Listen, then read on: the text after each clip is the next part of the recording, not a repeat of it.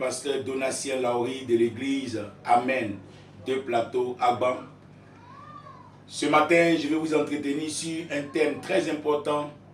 Les conseils ne conseillent pas certains, mais c'est les conséquences qui les conseillent.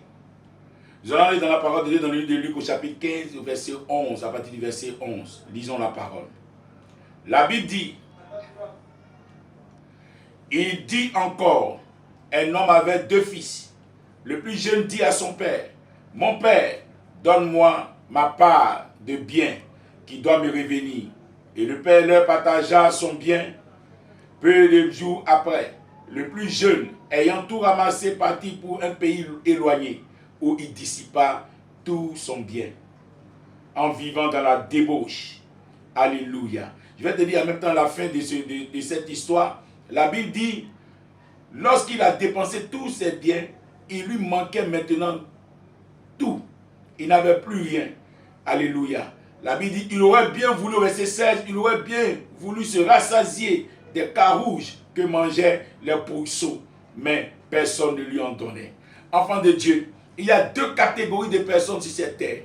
Ceux qui écoutent les conseils et ceux qui écoutent les conséquences. Alléluia. Je prie ce matin qu'après ce message, tu puisses être dans le camp de ceux qui écoutent les conseils. Écoute-moi bien, enfant de Dieu. Écoute-moi très bien. La Bible veut que tu écoutes les conseils. La Bible est remplie de bons conseils, des conseils de sagesse, des conseils qui vont te permettre d'atteindre ta destinée, de réussir ta vie sur terre. N'écoute pas les conséquences. N'attends pas que tout soit gâché. N'attends pas que tout soit détruit. N'attends pas que tu sois vraiment malade et que tu ne puisses plus rien faire pour revenir maintenant à Dieu. Le temps t'est donné d'accepter ce Dieu-là. Personne ne peut vivre, aucun être humain ne peut vivre sans Dieu. Tu te trompes et le diable te distrait de te faire croire que tu peux vivre sans Dieu. Cet enfant, ce jeune homme, il a pris ses biens. Il pensait pouvoir vivre sans Dieu. Il pensait pouvoir vivre sans son père. Et il s'est éloigné de son père. Il allait loin de lui. Il allait vivre une vie qu'il appelle en guillemets liberté. Une vie libre. Une vie où il peut faire tout ce qu'il veut. Alléluia. Il pensait qu'en étant enfant de Dieu, dans la liberté, il pouvait réussir. Et il a échoué. Parce qu'il n'était pas sous la couverture de son père. Parce qu'il n'a pas écouté les conseils de son père. J'imagine certainement que son père a délégué des délégations venues le voir pour le raisonner. Son père a délégué des délégations venues le voir pour lui parler. Ne fais pas ceci, ne fais pas cela. Mais il s'est entêté. Beaucoup ont un esprit d'entêtement. Beaucoup font ce qu'ils veulent. Mais au dernier moment, enfant de Dieu, les conséquences te parleront. Les conséquences t'enseigneront.